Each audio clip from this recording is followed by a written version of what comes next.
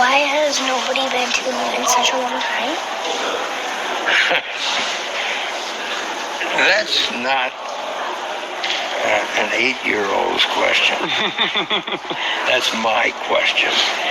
I want to know, but I think I know. Because we didn't go there, and that's the way it happened. And if it didn't happen, it's nice to know why it didn't happen. So in the future, if we want to keep doing something, we need to know why something stopped in the past that we wanted to keep it going. So you said you're the man for the job? Yes, this was the ultimate. This was going to be my masterpiece. I felt it even then. That I had to do this. I wanted to do it. I didn't care what was the reason for it. I wanted to do it. I needed to do it. It was like getting the life, the assignment, the production dream of a lifetime. All films are a lie, an artistic lie, but it's still a lie. And this was the biggest fiction of them all. The audience is usually aware of the fiction.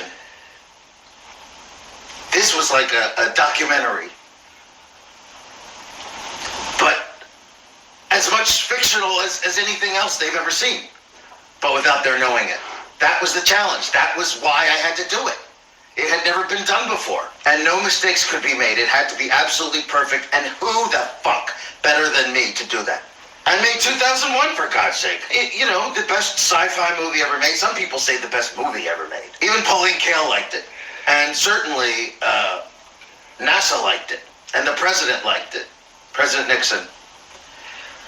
This was the logical progression of that achievement. Hey, so you basically are given a blank check by the government, and you go where to film this? Where? Somewhere in Nevada. You can't say where? No, because everything in Nevada stays in Nevada, but anyway. Okay, that's good enough.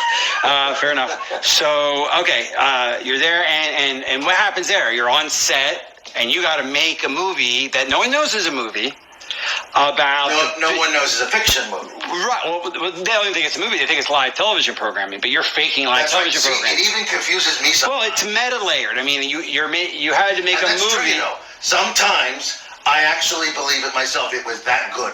You mean like when they have like the anniversaries, or you see like imagery, like you get caught up in the line? I forget sometimes that I made that. Okay, because it's just so romantic. So it is just so fucking real. And it is. And it had to be. Yes, yeah. Although the seams, it's coming up. We'll talk about this later, but it's coming apart the seams of it because of things that I don't know. Even though yes, there were mistakes made, and I'm not sure whether those mistakes were deliberate or because I was subconscious, just careless. Yeah, I might have been like secretly, appropriate word, sabotaging the thing. Right. I had to, but on a conscious level, I think I had to leave clues for the future. Right. So anyone that looked close enough could detect. Right. Not obvious ones for anyone to recognize, but